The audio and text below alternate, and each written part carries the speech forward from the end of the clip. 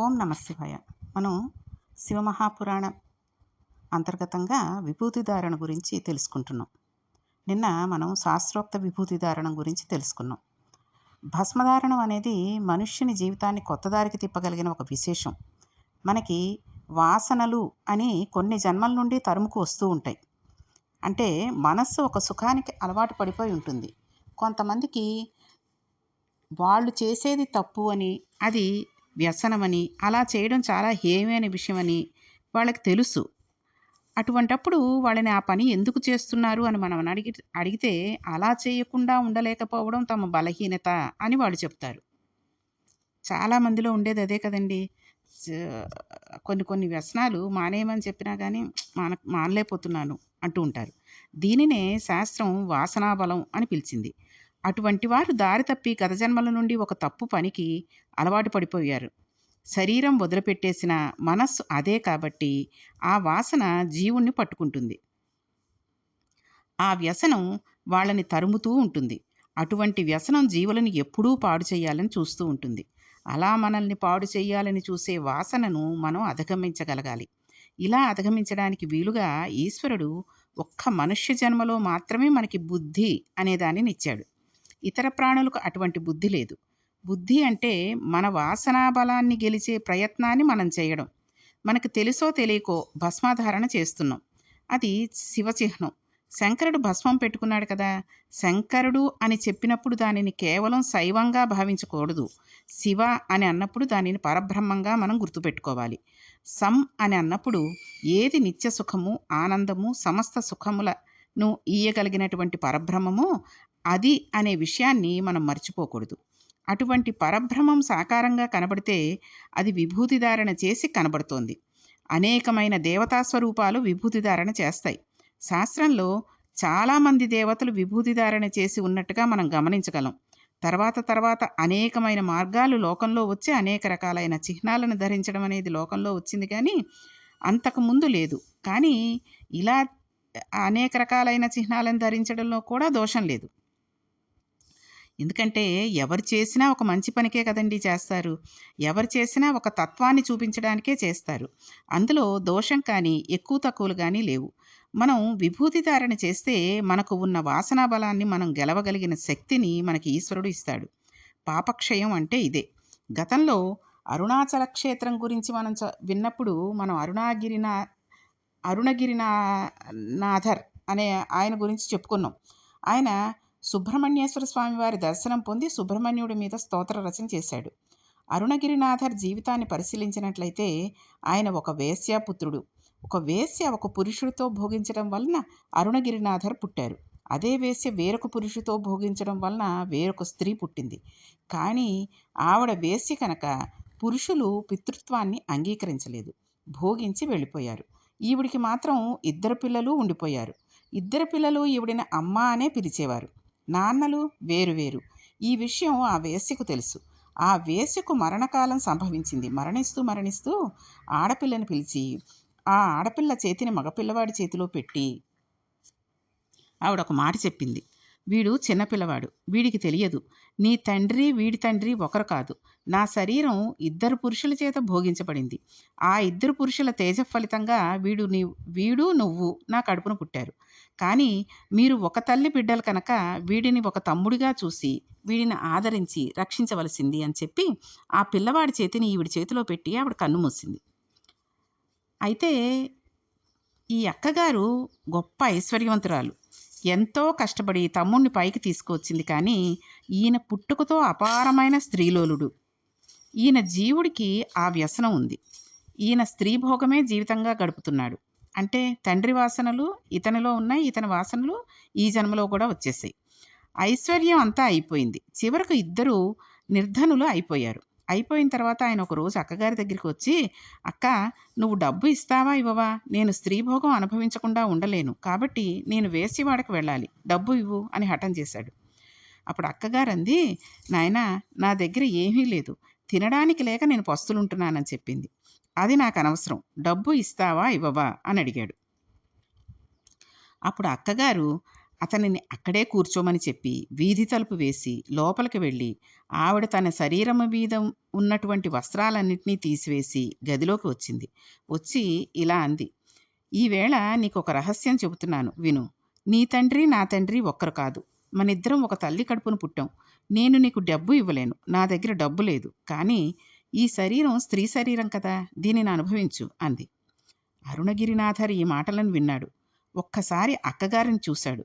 వెంటనే తను చేసిన పాపాలు జ్ఞాపకానికి వచ్చి పసిపిల్లవాడిలా ఏడుస్తూ అరుణాచలం దేవాలయంలోకి వెళ్ళిపోయి తన పాపాలకు నిష్కృతి లేదు అని భావించి ఆ దేవాలయం గోపురం ఎక్కి చచ్చిపోదామని అందుమీద నుండి కిందకి దూకేశాడు. అతనిలో ఆ మార్పు రాగానే అతనిని సుబ్రహ్మణ్యుడు పట్టుకున్నాడు. అంతే, ఆయన మహాకావ్య నిర్మాత అయిపోయాడు. ఇప్పటికీ కిలుగోపురంలో చిలకై పాడుతూ ఉంటాడాయన.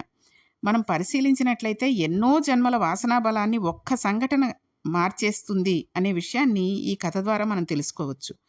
అందరి జీవితాలలో అందరిలో వచ్చే మార్పులకి సంఘటనలు మనకి తెలియనవసరం లేదు. కానీ శాస్త్ర ప్రకారం అంటే భస్మధారణం మన పాపాలను తీసేయగలదు. మన పాపాలే ప్రతిబంధకాలుగా వచ్చి ఈశ్వరుని చేరకుండా భోగాల వైపుకు తిప్పేస్తున్నాయి. అధర్మబద్ధమైన భోగాల కోసం వెంపర్లాడుతూ ఉంటాం. అలా వెంపర్లాడకుండా చేయగలిగినది అంటే భగవంతుడిని స్మరణలోకి తేగలిగినది. కాబట్టే దీనికి భస్మ, పాపముల రాశిని పోగొట్టి భగవంతుడి స్మరణలోకి తేగలిగేదే భస్మం. అందుకనే విభూతి ధారణ చెయ్యాలి అంటారు. చూడండి, మనలో కూడా మన కుటుంబాల్లో కూడా చాలామందిని చూసే ఉంటాం. ఏదో ఒక కోపము లేకపోతే ఏదో విసుగో కొన్ని కొన్ని విషయాల్లో అతను పట్టించుకోకపోవడము, ఏదో ఒక చెడు వ్యసనం ఉండడము, ఇలాంటివన్నీ ఉంటుంటాయి. కానీ మళ్ళీ మనం వాళ్ళ ఇంటికి వెళ్ళినప్పుడు వాళ్ళతోటి మాట్లాడినప్పుడు లేకపోతే వాళ్ళు మన ఇంటికి వచ్చి మనల్ని చూసినప్పుడు మొత్తం మారిపోయి అదొక భగవత్ స్మరణలో కానీ మంచి బుద్ధిమంతుడిగా అయిపోవడం కానీ ఎంతో చక్కగా ఈ రోజుల్లో చెప్పాలంటే అత్తగారిని మామగారిని విసుక్కునేటటువంటి కోడళ్ళో లేకపోతే భార్యలని విసుక్కునే భర్తలో ఇటువంటి ఆడవాళ్ళు మగవాళ్ళు ఉన్నారనుకోండి, వాళ్ళ వల్ల చాలా బాధపడిపోతున్నాను అని అత్తగారులు మామగారులు చెప్పుకునే వాళ్ళు మళ్ళీ ఒక 5-6 నెలల తర్వాత మనం పెడితే మా కోడలు నన్ను నెత్తి మీద పెట్టుకుని చూస్తోందండి అని చెప్తారు. అలా ఎలా జరిగిపోతుంది? ఈ చెడు వ్యసనాలు అలా ఎలా మారిపోతాయి? మనం వెళ్ళిన ఒక ఏడాదిలోపో, ఏడాది తర్వాతో, 6 నెలల తర్వాతో వెడితే ఎలా మారిపోతున్నాయి అంటే అది భగవంతుడి కృప. భగవంతుడి కృపకి వాళ్ళు ఎప్పుడో ఏ జన్మలోనో చేసుకున్న పుణ్యమైనా అయ్యుంటుంది. లేదా వాళ్ళు మారిపోయి వాళ్ళ మనస్సు వాళ్ళు చేస్తున్న పాపాలని గ్రహించి ఇక ముందెప్పుడూ చెయ్యం ఈ పాపాలన్నీ చేసినందువల్ల అని భగవంతుడి దగ్గర మనస్ఫూర్తిగా సాగిలపడిపోయి చెప్పుకున్నారనుకోండి, భగవంతుడే మనల్ని ఆ విషయాల నుంచి, ఆ చెడు వ్యసనాల నుంచి దూరం చేసేసి ఒక మంచి పద్ధతిలో, ఒక మంచి మార్గంలో నడవడానికి మనల్ని అనుగ్రహిస్తాడు. అందుకనే ఈ భస్మం కూడా పెట్టుకున్న వల్ల గత జన్మలలో ఉన్నటువంటి వాసన సంబంధితమైనటువంటివి ఉన్నాయి కదండి మనకి. ఇందాక చెప్పుకున్నాం కదా, వాసనల వల్ల మనం మనస్సులో అవన్నీ ఉండిపోయి కొన్ని తెలియకుండానే కొన్ని వ్యసనాలకి, కొన్ని తప్పుడు పనులకి అలవాటు పడిపోతామని, దానినే ఈ భస్మం ధరించడం వల్ల వాసనా బలాన్ని మనం పోగొట్టుకుని భక్తి మార్గంలో నడవడానికి ప్రయత్నం చేస్తూ ఉంటాం. భస్మం 2 రకాలుగా తయారవుతుంది అని శాస్త్రం చెప్తుంది. ఒకటి మహాప్రళయం నందు ఏర్పడే భస్మం. ఈ భస్మం ధరించడానికి మనం ఉండం. ఆ సమయంలో లోకాలన్నీ ప్రళయంలో మునిగిపోతాయి. రెండవది లౌకికమైన భస్మం. ఆవు పేడను పట్టి జాగ్రత్తగా కాల్చి దానిని విభూదిగా తయారు చేస్తే తేలికైన భస్మం తయారవుతుంది. అంతేకాకుండా అది చాలా గట్టిగా ఉంటుంది. అటువంటి విభూతి ఉండలు మనకి శ్రీశైలంలో దొరుకుతాయి. శ్రీశైల దేవస్థానం వారు పలకలుగా ఉండలుగా చేసి అమ్ముతూ ఉంటారు. ఇవి చాలా తేలికగా ఉంటాయి, కానీ వాటిని బద్దలు కొట్టడం మాత్రం చాలా కష్టం. అవి తొందరగా తేలిగ్గా పగలవు. ఆ విభూతి అంత తెల్లగా ఉండదు, కొద్ది తెలుపు నలుపులుగా ఉంటుంది. కాబట్టే మనం విభూతి ఉండలు తీసుకునేటప్పుడు చాలా జాగ్రత్తగా పరిశీలించి, వాళ్ళు ఏమైనా డూప్లికేట్వి అవి ఇచ్చేస్తూ ఉంటారు కొన్ని షాపుల్లో. మనం మామూలుగా అమాయకంగా తీసేసుకున్నామంటే అనవసరంగా తీసుకున్నది అది విభూతి ఏదైనా మామూలు సున్నప్రాళ్ళ లాంటిదో ఏదో వచ్చేసింది అనుకోండి, మనం విభూతి ధారణ చేసినట్టుగా అవ్వదు. కాబట్టి జాగ్రత్తగా చూసి ఆ శ్రీశైలం వెళ్ళినప్పుడు తెచ్చుకోవాలి. స్వచ్ఛమైన విభూతిని ఆవు పేడను కాల్చి తయారు చేస్తారు. ఎందుకని? ప్రపంచంలో మనుష్యుడు చాలా ఉత్తమమైన ప్రాణి. కానీ మనుష్యుడు విసర్జించిన మలం ప్రయత్నపూర్వకంగా దేనికి వాడబడదు. దానిని ఏవో కొన్ని జంతువులు తింటే తినచ్చేమో గానీ అది ఎందుకూ ఉపయోగపడదు. అలాగే సృష్టిలో ఏ ప్రాణి మలము కూడా సువాసనతో ఉండి ఉపయోగించడానికి అవకాశం కుదరదు.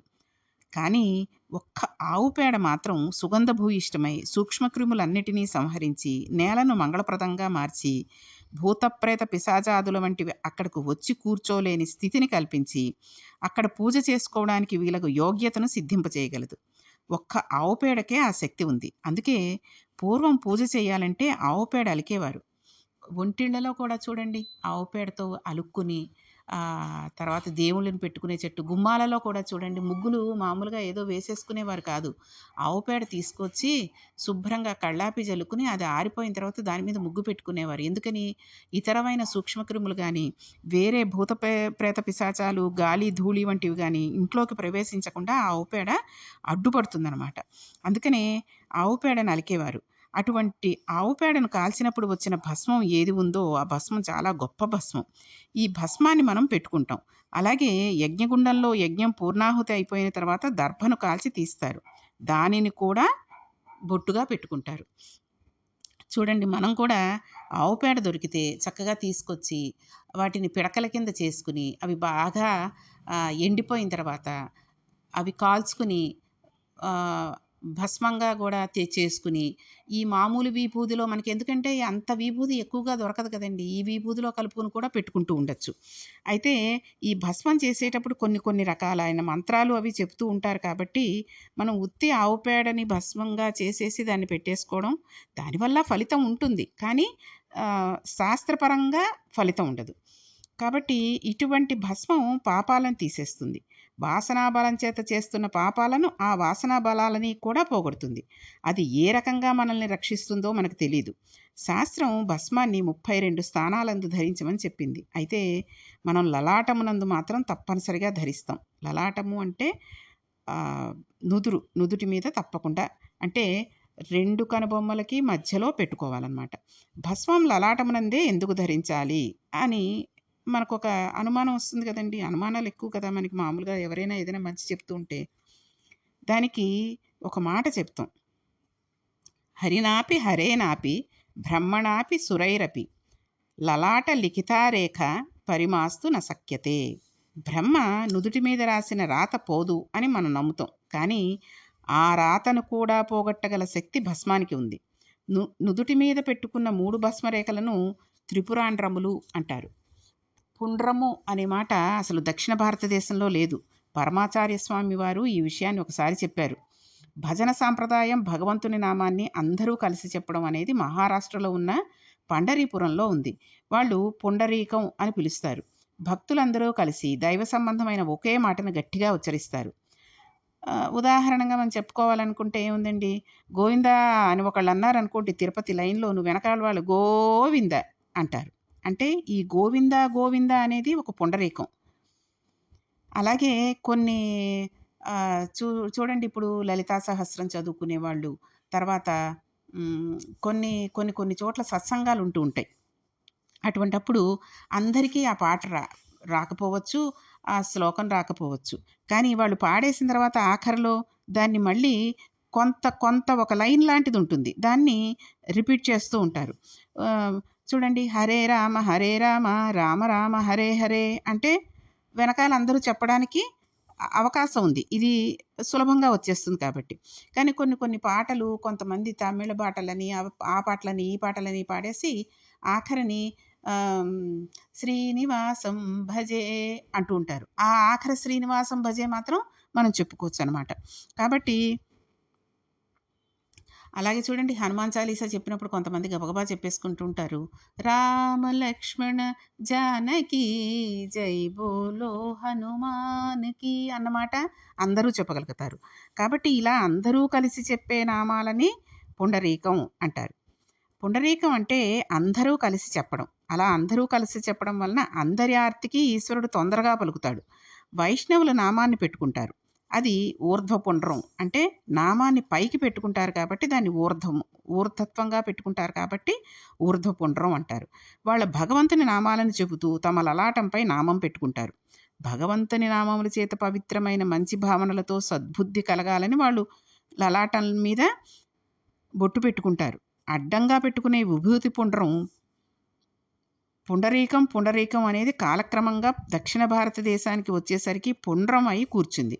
ఇప్పుడు లలాటంపై 3 రేఖలకు పెట్టుకున్న దానిని విభూతి పుండ్రం అని పిలుస్తారు.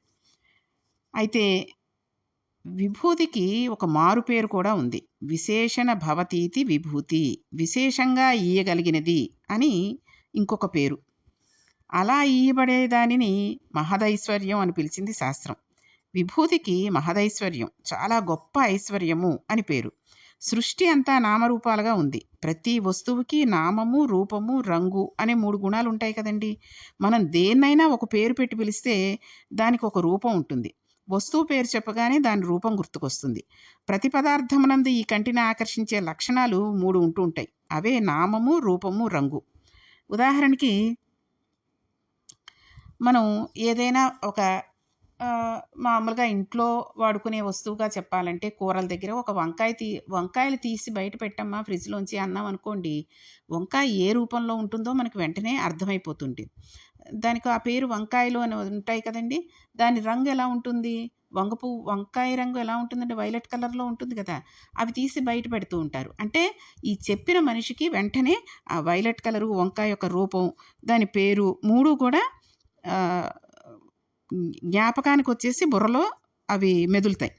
కాబట్టి ఈ 3 ఎందులో పడినా పోయే అవకాశం లేదు. అంటే ఆ వస్తువు నీటిలో పడిపోతే పాచిపోతుందేమో కానీ అస్తిత్వాన్ని కోల్పోదు. ఒక కర్ర అగ్నిలో పడితే అది కర్ర రూపంలో ముందు కాలిపోతుంది. కర్రకి ఉన్న గోధుమ రంగు పోయి నల్లగా అయిపోతుంది. అది ఇంకా కాలిపోతే తెల్లటి భస్మం అయిపోతుంది. ఇప్పుడు కర్రకి నామం లేదు, కర్ర రూపం లేదు, కర్రకి ఉన్న రంగు లేదు. ఒక మనిషి కూడా అగ్నిగుండంలో పడిపోయినట్లయితే అతనికి గల 3 లక్షణాలను పోగొట్టుకుని భస్మం అయిపోతాడు. ఏది పడిపోతున్నా చివరకు భస్మం అయిపోతుంది. ఎప్పుడు? అగ్నిలో పడిపోతే. భస్మాన్ని తీసుకువెళ్ళి మరొక అగ్నిహోత్రంలో పడేస్తే అది భస్మంగానే ఉంటుంది. దానికి మళ్ళీ రంగు పోవడం, రూపం పోవడం అనేది ఉండదు. అంటే ఏది చిట్ట చివర మిగిలిపోతున్న సత్యవస్తువో ఆ సత్యమే భస్మం. ఇప్పుడు భస్మధారణం చేస్తే సత్యం గోచరిస్తుంది. ఇది భస్మాన్ని లలాటమునందు ధరించడానికి కారణం. ఏది సత్యవస్తువో అది సత్యం, శివం, సుందరం. ఆ సత్యం శివం, ఆ శివం సుందరం. అంటే ఆ సత్యం శివుడి రూపంగా ఉండేటటువంటిది. ఆ శివుడు సుందరంగా ఉంటాడు. ఇది పరమాత్మ. కాబట్టి బుద్ధి దాని వైపుకు పెడుతుంది. ఇదివరకు లౌకికంగా ఉన్న బుద్ధి పరమేశ్వరుడి వైపుకి వెడుతుంది. వెడితే లోపల దానిని పట్టుకోవడానికి ఉపాసన ప్రారంభమవుతుంది. కాబట్టి విభూతి ధారణ చేయడం వల్ల ఇన్ని లాభాలు ఉన్నాయి మనకి. ఒక్క మనిషికి మాత్రమే ఈ లాభం ఉంది. కాబట్టి ప్రతిరోజు సంధ్యావందనం చేసుకునేవాళ్ళు కానీ, విభూతి ధారణ చేసుకునేవాళ్ళు కానీ ఈ మంత్రాలు చెప్పుకుని చేసుకుంటే చేసుకోవచ్చు. లేదా కనీసం ఒక గీతలాగైనా మనం లలాటంలో అంటే మన నుదుటి మీద మనం తప్పకుండా ప్రతిరోజు విభూతి, ఆడవాళ్ళు, మగవాళ్ళు, పసిపిల్లలు అందరికీ కూడా పెట్టుకోవడం ఎంతో మంచి విషయం. భగవంతుని వైపు మనల్ని తిప్పగలిగేటటువంటి శక్తి ఆ విభూతికి ఉంది. కాబట్టి మనందరము కూడా ప్రతిరోజు విభూతి ధారణ చేసుకుంటూ ఆ పరమేశ్వరుడి సన్నిధికి మనం చేరుకోవాలని తెలుసుకుంటూ ఇంకొన్ని విషయాలు ఇంకా విభూతి గురించి, అంటే ఈ భస్మాన్ని గురించి, అది ఎంత పవిత్రమైనది ఏంటి అనే విషయాలన్నింటినీ కూడా మనం రేపటి పారాయణంలో ఇంకొన్ని తెలుసుకుందాం. ఓం నమః పార్వతీపతయే. హర హర మహాదేవ. శంభో శంకర.